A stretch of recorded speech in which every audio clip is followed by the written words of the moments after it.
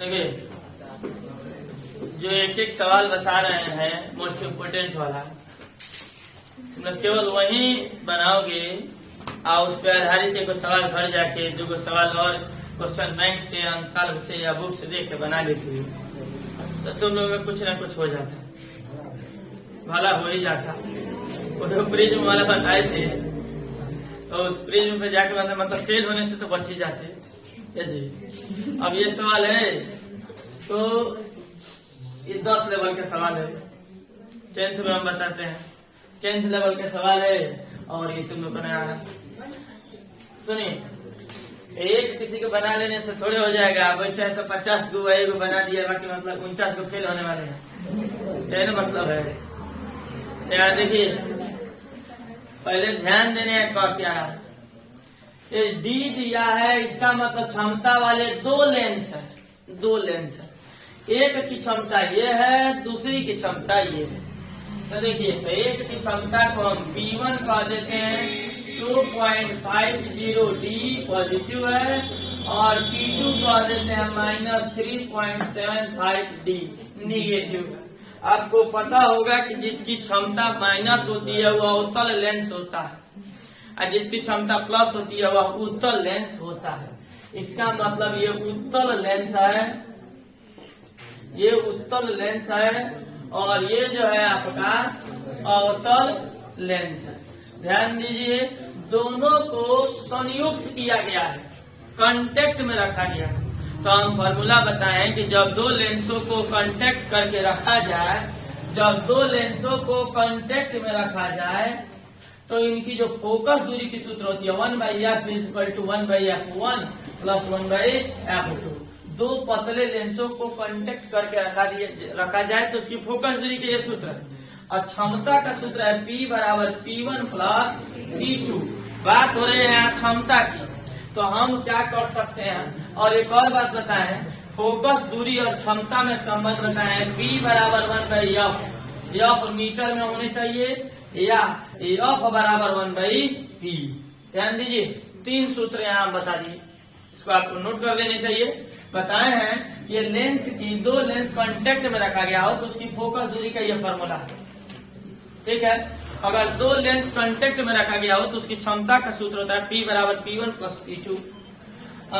केवल क्षमता और फोकस दूरी में जो रिलेशन होता है P = 1/f, जबकि हम मीटर में होने चाहिए, मीटर में, या f = 1/p। फोकस दूरी का व्युत्क्रम क्षमता है तो क्षमता का व्युत्क्रम फोकस दूरी होगा।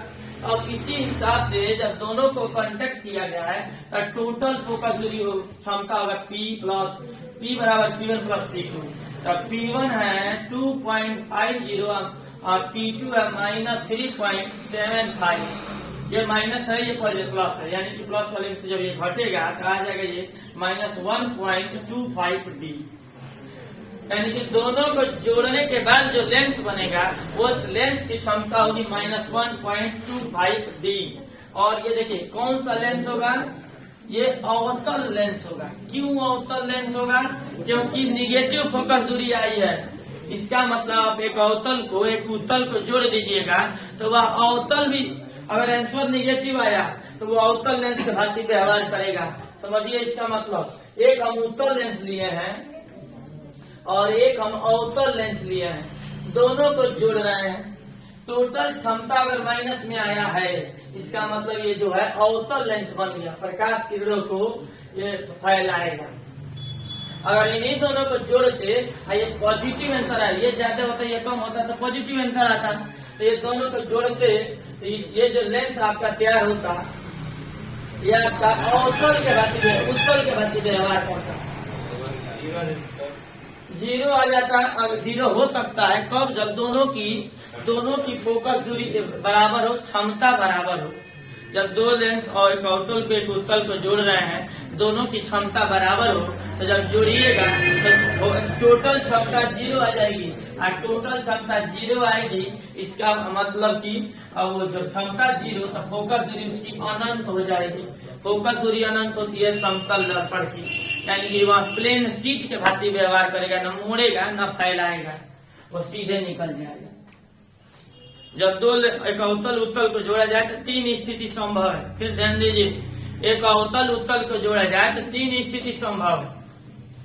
या तो अवतल के भांति व्यवहार करेगा, या तो उत्तल के भांति व्यवहार करेगा, और नहीं तो वो न उत्तल न अवतल समतल प्लेट के भांति व्यवहार करेगा। कब? जब उत्तल की क्षमता ज्यादा हो तो उत्तल के भांति व्यवहार करेगा, जब अवतल की क्षमता ज्यादा हो तो अवतल के भांति व्यवहार करेगा, और दोनों की क्षमता बराबर हो तो वह जो होगा समतल दर्पण समतल प्लेट के भांति व्यवहार करेगा। ठीक है, यहाँ से समझिए अवतल की क्षमता ज्यादा है इसलिए अवतल के भांति व्यवहार करेगा। जब क्षमता निकल गया हमको क्या निकालनी है? फोकस दूरी। तो हम जानते हैं क्षमता और फोकस दूरी में यही संबंध है, F बराबर 1/p। इसका मतलब ये हो जाएगा F बराबर 1/p। p का मान भर दीजिए, F इक्वल टू -1/-1/-1.25। ठीक है, ये आएगा मीटर में, आपका आंसर आएगा। आप इसमें 100 का गुणा कर देंगे तो सेंटीमीटर में कन्वर्ट हो जाएगा। तो देखिए F इक्वल टू -1.25 गुणे 100, ये सेंटीमीटर में अब आंसर आएगा, जो आंसर आएगा। तो ये आप डेसिमल हटाने हैं तो 100 का और ऊपर नीचे गुणा कीजिए, ये आपका हो जाएगा -10,000/125। सुनिए 100 आया, हम मीटर से सेंटीमीटर में बदलते हैं तो 100 का गुणा कर देते हैं। ठीक है, हम डेसिमल को के बाद 2 अंक हटाने के लिए ऊपर नीचे फिर 100 का गुणा किए तो ऊपर 10,000 हो गया, नीचे से डेसिमल हट गया। और इससे इसको आप काटिए, काटेंगे 80 बार में काटेगा, यानी कि आपकी फोकस दूरी हो गई -80 सेंटीमीटर। सुनिए अब माइनस में फोकस दूरी अवतल लेंस की होती है।